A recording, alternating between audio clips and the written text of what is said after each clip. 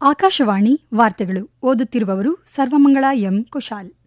ಮುಖ್ಯಾಂಶಗಳು: ಪ್ರಧಾನಮಂತ್ರಿ ಕಿಸಾನ್ ಸಮ್ಮಾನ್ ನಿಧಿಯ 22ನೇ ಕಂತು ಇಂದು ಬಿಡುಗಡೆ. ಅಸ್ಸಾಂನಲ್ಲಿಂದು 47,800 ಕೋಟಿ ರೂಪಾಯಿ ಮೌಲ್ಯದ ವಿವಿಧ ಅಭಿವೃದ್ಧಿ ಯೋಜನೆಗಳಿಗೆ ಪ್ರಧಾನಿ ನರೇಂದ್ರ ಮೋದಿ ಚಾಲನೆ. ಮೋಂಥಾ ಚಂಡಮಾರುತ ಪೀಡಿತ ರಾಜ್ಯಗಳಿಗೆ 1,912 ಕೋಟಿ ರೂಪಾಯಿಗಳ ನೆರವು ಘೋಷಿಸಿದ ಕೇಂದ್ರ ಸರ್ಕಾರ.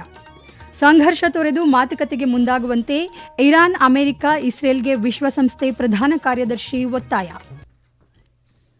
ವಾರ್ತೆಗಳ ವಿವರ. ಪ್ರಧಾನಿ ನರೇಂದ್ರ ಮೋದಿ ಅವರು ಅಸ್ಸಾಂನ ಗುವಾಹಟಿಯಲ್ಲಿ ಇಂದು ಪ್ರಧಾನಮಂತ್ರಿ ಕಿಸಾನ್ ಸಮ್ಮಾನ್ ನಿಧಿಯ 22ನೇ ಕಂತನ್ನು ಬಿಡುಗಡೆ ಮಾಡಲಿದ್ದಾರೆ. ಈ ಕುರಿತು ಮಾಹಿತಿ ನೀಡಿದ ಕೇಂದ್ರ ಕೃಷಿ ಮತ್ತು ರೈತ ಕಲ್ಯಾಣ ಸಚಿವ ಶಿವರಾಜ್ ಸಿಂಗ್ ಚೌಹಾಣ್, ಪ್ರಧಾನಿ ನರೇಂದ್ರ ಮೋದಿ ಅವರು ಸುಮಾರು 9,32,00,000 ರೈತರ ಬ್ಯಾಂಕ್ ಖಾತೆಗಳಿಗೆ ನೇರ ವರ್ಗಾವಣೆ ಮೂಲಕ 18,640 ಕೋಟಿ ರೂಪಾಯಿಗಳನ್ನು ಬಿಡುಗಡೆ ಮಾಡಲಿದ್ದಾರೆ ಎಂದು ತಿಳಿಸಿದ್ದಾರೆ. ಈ ಯೋಜನೆಯಡಿ ಇದುವರೆಗೆ ರೈತರಿಗೆ 4,09,000 ಕೋಟಿ ರೂಪಾಯಿಗಳಿಗೂ ಹೆಚ್ಚಿನ ಹಣವನ್ನು ವರ್ಗಾಯಿಸಲಾಗಿದೆ. ಮುಂದಿನ ಕಂತಿನ ಬಿಡುಗಡೆಯೊಂದಿಗೆ ಒಟ್ಟು ಮೊತ್ತ 4,27,000 ಕೋಟಿ ರೂಪಾಯಿಗಳನ್ನು ಮೀರಲಿದೆ ಎಂದು ಅವರು ಮಾಹಿತಿ ನೀಡಿದ್ದಾರೆ. ಪ್ರಧಾನಿ ನರೇಂದ್ರ ಮೋದಿ ಇಂದಿನಿಂದ 2 ದಿನಗಳ ಕಾಲ ಅಸ್ಸಾಂಗೆ ಭೇಟಿ ನೀಡಲಿದ್ದಾರೆ. ಭೇಟಿಯ ಸಮಯದಲ್ಲಿ ಅವರು 47,800 ಕೋಟಿ ರೂಪಾಯಿಗಳಿಗೂ ಹೆಚ್ಚು ಮೌಲ್ಯದ ವಿವಿಧ ಅಭಿವೃದ್ಧಿ ಯೋಜನೆಗಳಿಗೆ ಚಾಲನೆ ನೀಡಲಿದ್ದಾರೆ. ರಸ್ತೆ ಮೂಲಸೌಕರ್ಯ ಯೋಜನೆಯಾದ ಅಸ್ಸಾಂ ಮಾಲಾ 3.0 ಮತ್ತು 4 ಮೇಲ್ಸೇತುವೆಗಳು ಹಾಗೂ ಬಿಟಿಸಿ ಪ್ರದೇಶಕ್ಕಾಗಿ 2 ಸೇತುವೆಗಳು ಸೇರಿದಂತೆ 6 ರಸ್ತೆ ಯೋಜನೆಗಳಿಗೆ ಪ್ರಧಾನಿ ಶಂಕುಸ್ಥಾಪನೆ ನೆರವೇರಿಸಲಿದ್ದಾರೆ. ಅಲ್ಲದೆ ಕೋಕ್ರಾಜಾರ್ನಲ್ಲಿ ರೈಲ್ವೆ ಆವರ್ತಕ ಪರೀಕ್ಷಾ ಕಾರ್ಯಾಗಾರಕ್ಕೆ ಶಂಕುಸ್ಥಾಪನೆ ನೆರವೇರಿಸಲಿದ್ದಾರೆ ಹಾಗೂ 3 ಹೊಸ ರೈಲುಗಳಾದ Kamakhya Charlapalli Amrit Bharat express, Guwahati new Jalpaiguri express ಮತ್ತು ನಾರಂಗಿ ಅಗರ್ತಲಾ ಎಕ್ಸ್ಪ್ರೆಸ್ಗೆ ಹಸಿರು ನಿಶಾನೆ ತೋರಲಿದ್ದಾರೆ. ಗುವಾಹಟಿಗೆ ಪ್ರಯಾಣಿಸುವ ಮೊದಲು ಪ್ರಧಾನಿಯವರು ಕೋಕ್ರಾಜಾರ್ನಲ್ಲಿ ಬೃಹತ್ ಸಾರ್ವಜನಿಕ ಸಭೆಯನ್ನು ಉದ್ದೇಶಿಸಿ ಮಾತನಾಡಲಿದ್ದಾರೆ. ಗುವಾಹಟಿಯಲ್ಲಿ ಪ್ರಧಾನಿಯವರು ಸುಮಾರು 1,000 ಕೋಟಿ ರೂಪಾಯಿಗಳ ವಿವಿಧ ಅಭಿವೃದ್ಧಿ ಯೋಜನೆಗಳನ್ನು ಉದ್ಘಾಟಿಸಲಿದ್ದಾರೆ. ಪ್ರಧಾನಿಯವರು ನಾಳೆ ಸಿಲ್ಚಾರ್ನಲ್ಲಿ 23,550 ಕೋಟಿ ರೂಪಾಯಿ ಮೌಲ್ಯದ ವಿವಿಧ ಯೋಜನೆಗಳಿಗೆ ಶಂಕುಸ್ಥಾಪನೆ ನೆರವೇರಿಸಿ ರಾಷ್ಟ್ರಕ್ಕೆ ಸಮರ್ಪಿಸಲಿದ್ದಾರೆ.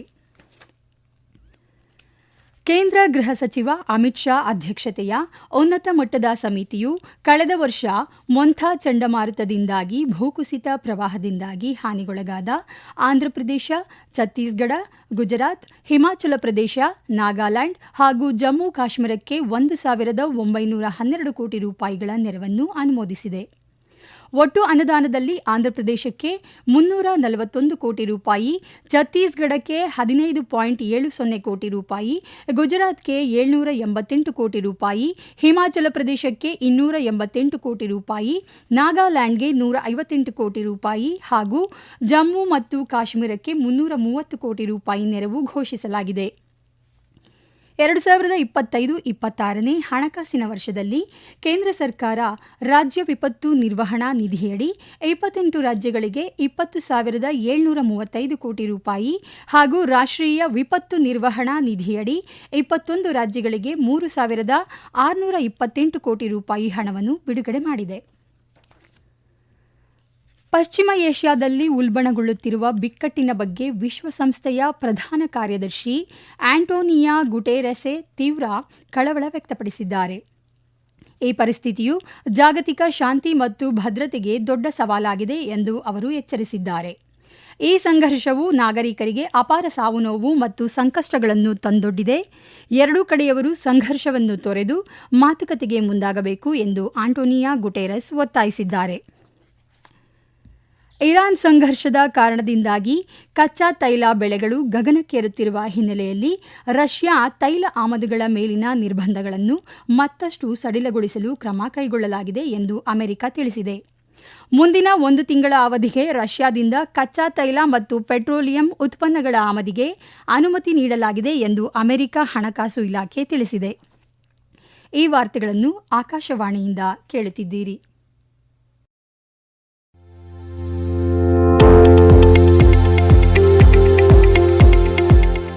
ನಮ್ಮ ಎಲ್ಲ ರಾಷ್ಟ್ರೀಯ ವಾರ್ತೆಗಳು ಹಾಗೂ ಪ್ರದೇಶ ಸಮಾಚಾರ ಈಗ ಆಕಾಶವಾಣಿ ನ್ಯೂಸ್ ಕನ್ನಡ ಯೂಟ್ಯೂಬ್ ಚಾನೆಲ್ನಲ್ಲಿ ಲಭ್ಯ.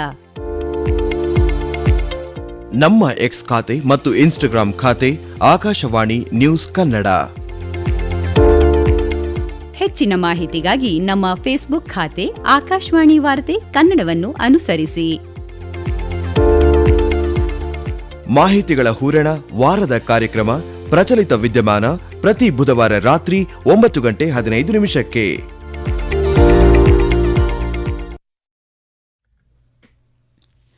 ಅಡುಗೆ ಅನಿಲ ಹಾಗೂ ಪೆಟ್ರೋಲ್ ಮತ್ತು ಡೀಸೆಲ್ನಂತಹ ಪೆಟ್ರೋಲಿಯಂ ಉತ್ಪನ್ನಗಳನ್ನು ಮಿತವಾಗಿ ಬಳಸುವಂತೆ ದೇಶದ ನಿವಾಸಿಗಳಿಗೆ ಕೇಂದ್ರ ಪೆಟ್ರೋಲಿಯಂ ಮತ್ತು ನೈಸರ್ಗಿಕ ಅನಿಲ ಸಚಿವಾಲಯ ಮನವಿ ಮಾಡಿದೆ.